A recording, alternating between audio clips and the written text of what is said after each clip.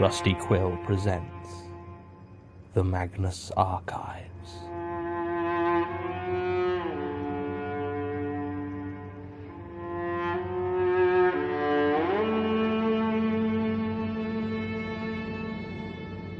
Episode 41, Too Deep.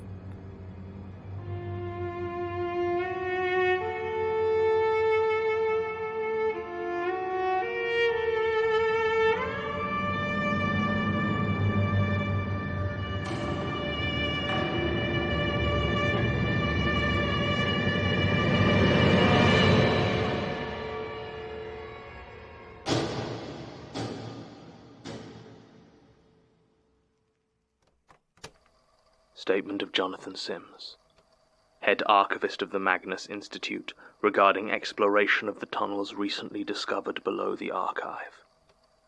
Statement given direct, 2nd September 2016. Statement begins. I've been going into the tunnels. Jane Prentice is dead. I know this. I have a small jar on my desk of what are supposed to be her ashes, though I don't believe it for a second. I think Martin just gave me a jar of dust to try and calm me down, give me something to focus on for closure. I hate to say it, but it does appear to be working. A victory for the placebo effect, it would seem. But that's beside the point.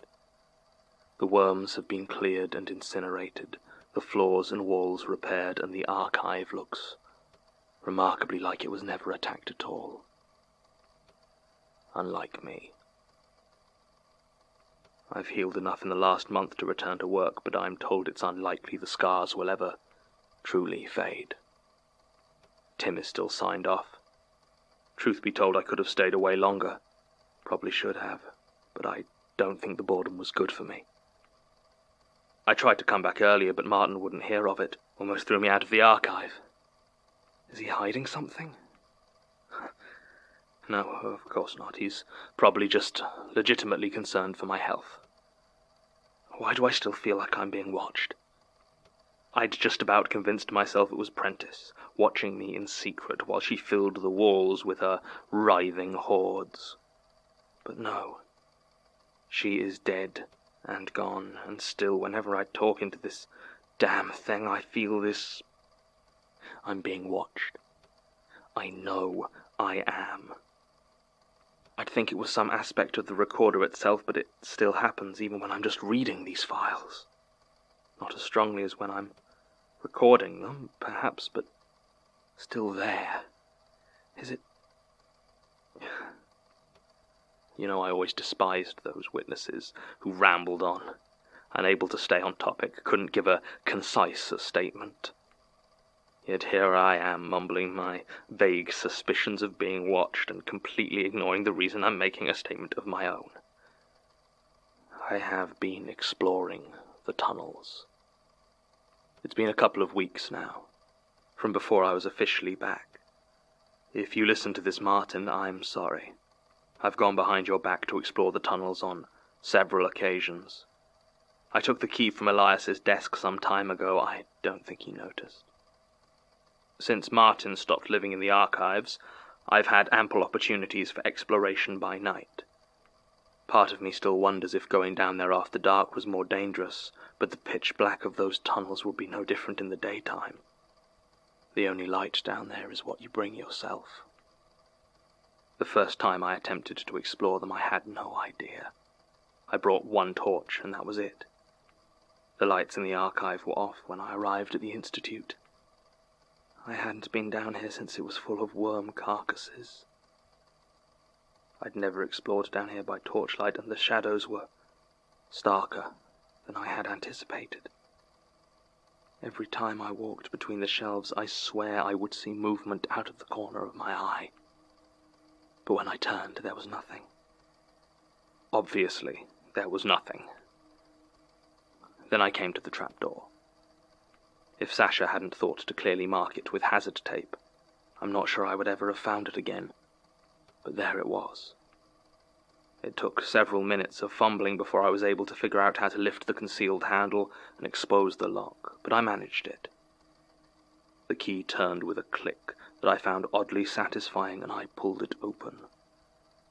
When I had thought about that moment before, I had always imagined it groaning open with a tortured, ominous creak. But it was almost silent.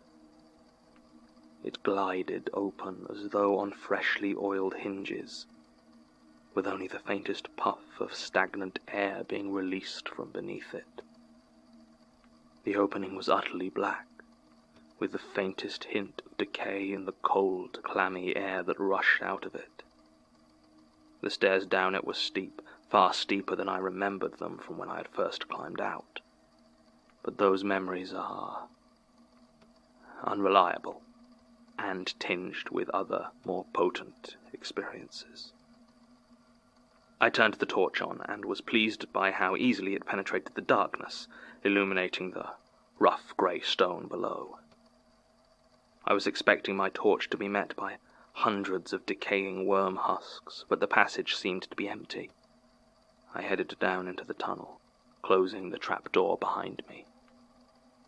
It is hard to put into words how it felt to be down there, in the cool, mouldering air of the tunnels. Have you ever left a crowded room and literally felt the silence as you walked out into the night? It was something like that, a sudden, quiet absence, not in itself a fearful thing, but unsettling, in a way I hadn't noticed through the fear and adrenaline of my first time in the tunnels. I took a moment to examine the feeling, but couldn't trace it to anything obvious, so I began to explore. It was almost unreal how quickly I became lost. I generally consider myself to have an excellent sense of direction, but within minutes I became unsure of exactly which passages I had come from. I didn't even have the excuse of the corridors all looking the same, as they varied significantly in height and construction. Some were built of sturdy brick, some seemed almost as though they had formed naturally, though in all cases it was the same dull, grey stone.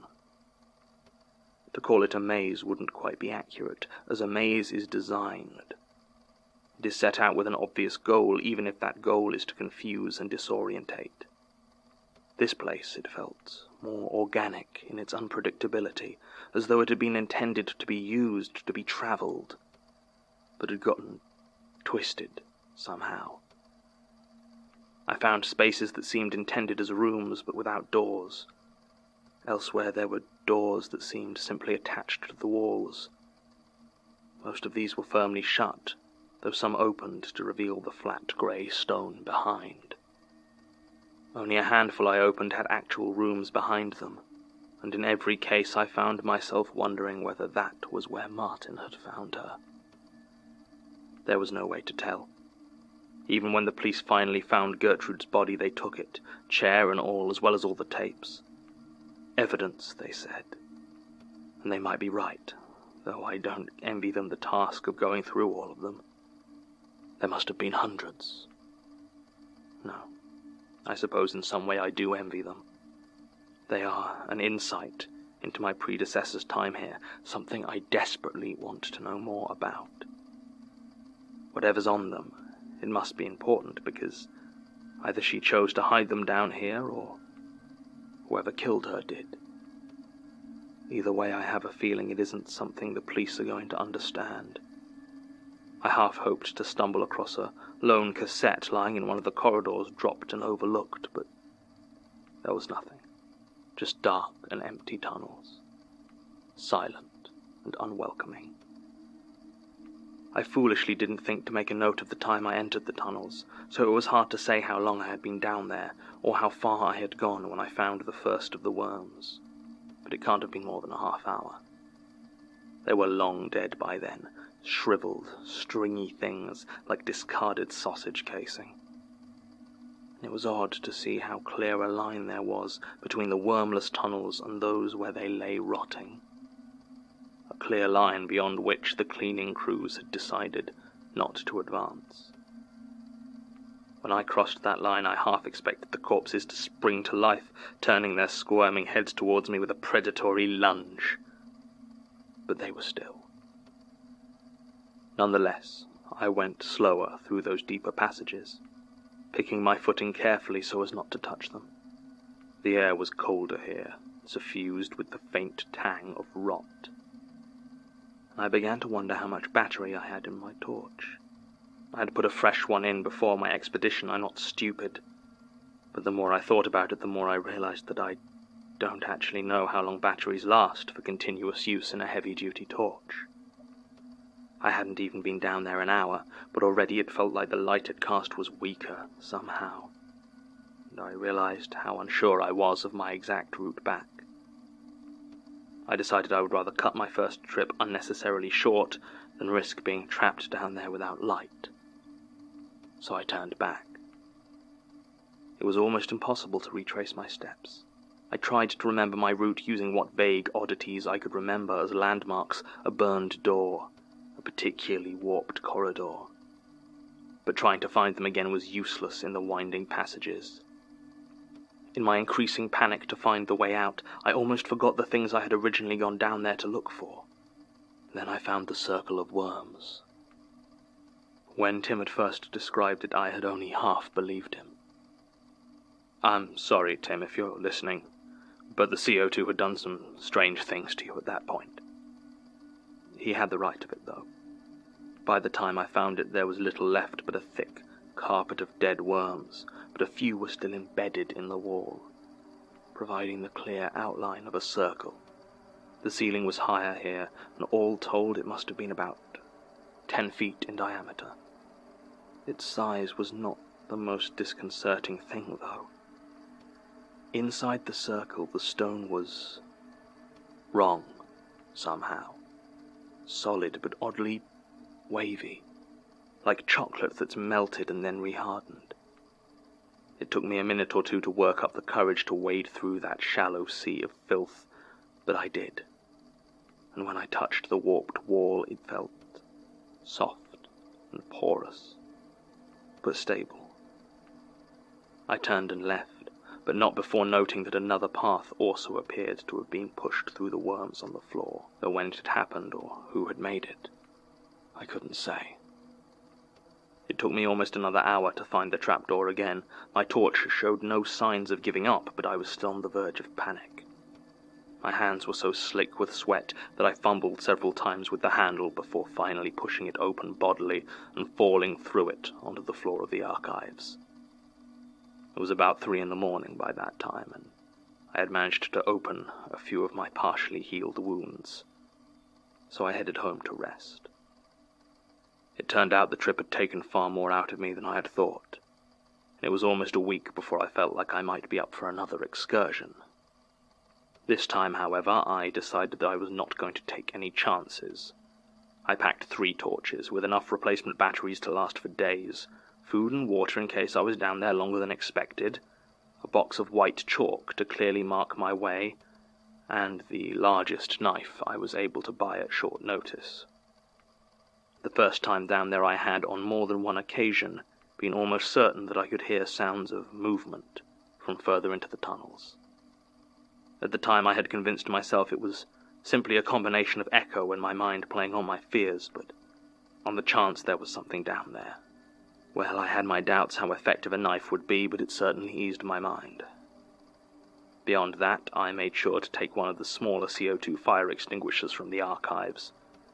I was determined that any surviving worms would not be so for long. Again, I waited until nightfall before letting myself into the archives and heading down into the tunnels below. Almost as soon as I got down there, I started marking the walls and intersections with white chalk arrows. They pointed the direction I'd come from, the direction I'd need to follow when I wanted to leave. If there was anything down there and I had to flee, then I reasoned all I would need to do was follow the chalk arrows back to the entrance.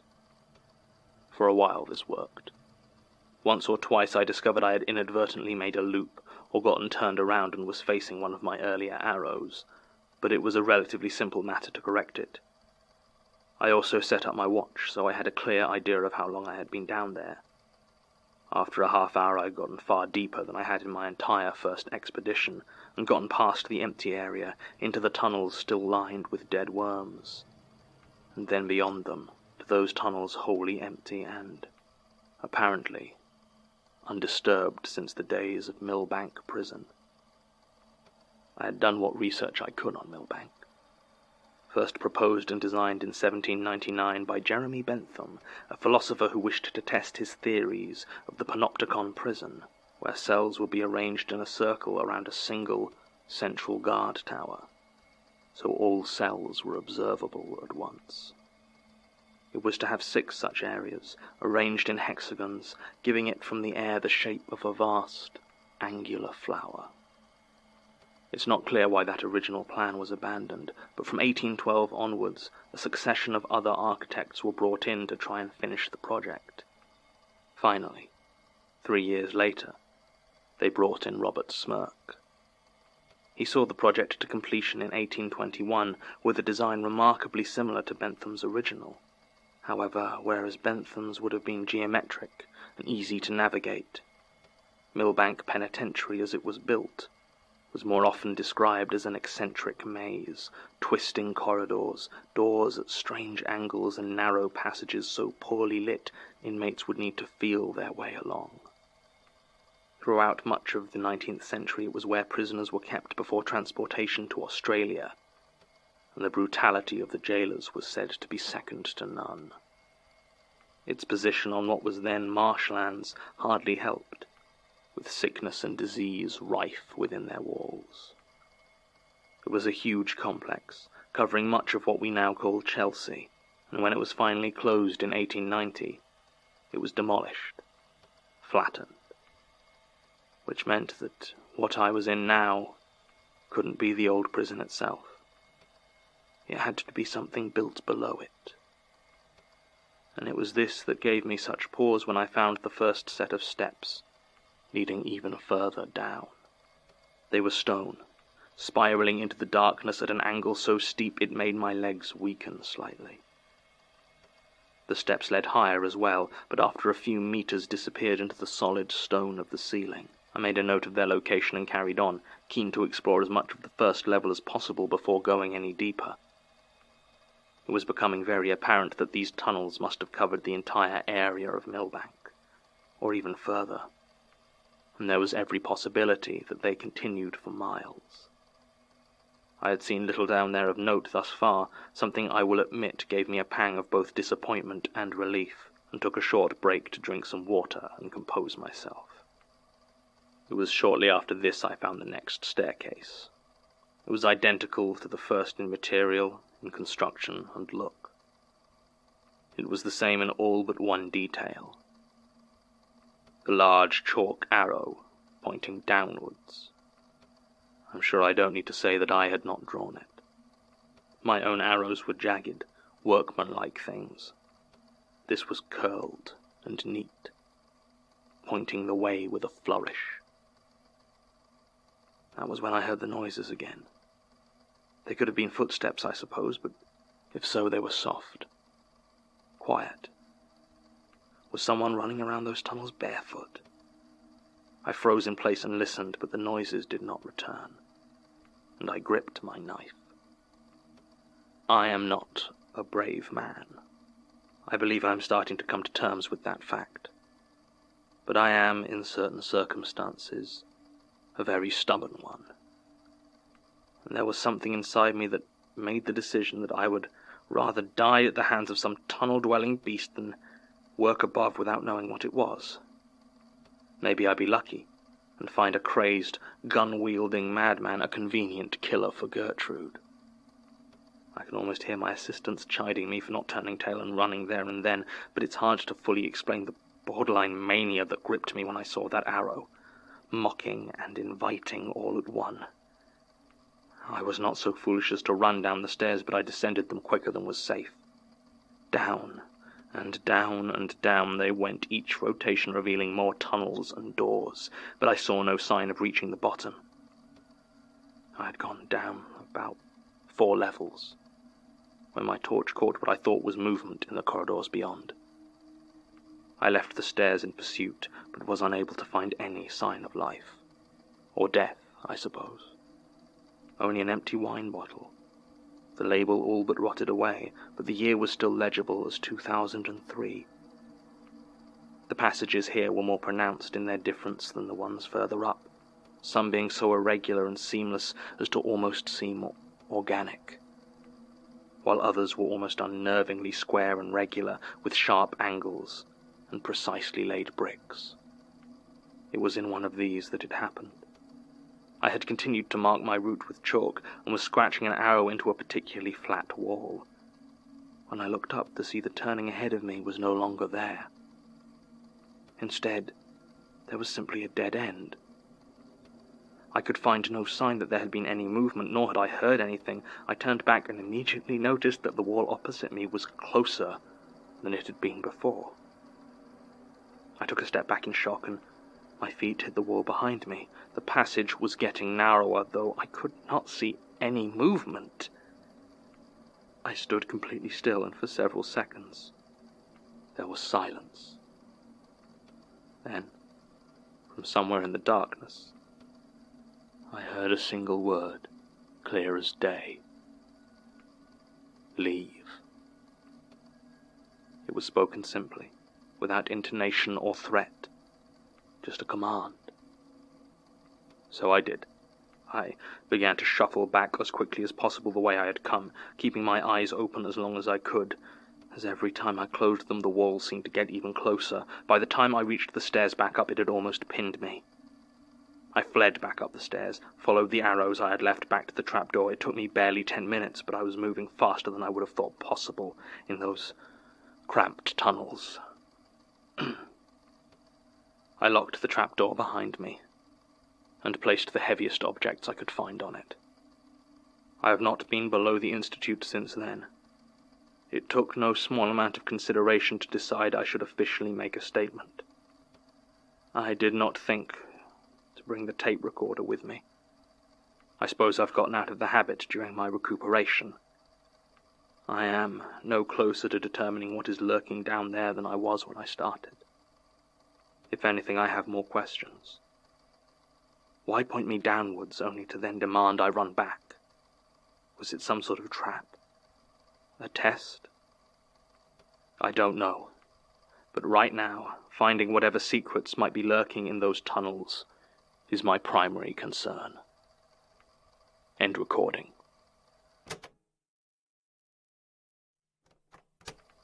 Supplemental. I don't care about the tunnels, or the secrets they might hide. That's not strictly true, I suppose. I do have a burning curiosity as to what is down there, but my primary focus must be on who killed Gertrude Robinson, and I do not believe for a moment that it was a wall-moving spectre from the depths of the earth. No, far more likely it's one of my colleagues. Elias is a prime suspect, but it could have been any of them. I have told Martin the second tape recorder was lost in the attack. Having two means I can make 2 tapes from each recording, one containing the main statement and notes which will be stored in the archive, and the other containing the statement, notes, and this supplement, which will chronicle my own investigations. These tapes will be hidden. If you're hearing this, I assume you're my replacement following my death or disappearance, and have received instructions on where to find them. I have little more to add to this initial account, as I have only recently returned to my position in full and haven't had time to begin personal investigations. My statement was, of course, completely true, though I have deliberately overstated my interest in the tunnels. If my colleagues believe that to be my main focus, they may let their guard down. This level of paranoia is new to me, but I'm learning fast. Trust can get you killed. End supplement.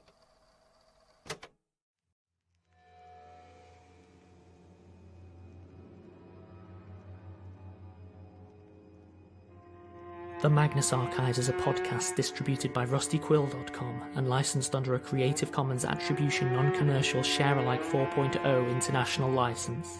Today's episode was written and performed by Jonathan Sims. Produced by Alexander J. Newell and Mike LeBeau, and directed by Alexander J. Newell.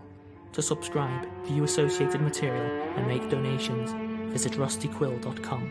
Rate and review us on iTunes, tweet us at The Rusty Quill, visit us on Facebook or email us at mail@rustyquill.com. Join our community on the forums via the website or on Reddit at r/the Magnus Archives. Thanks for listening.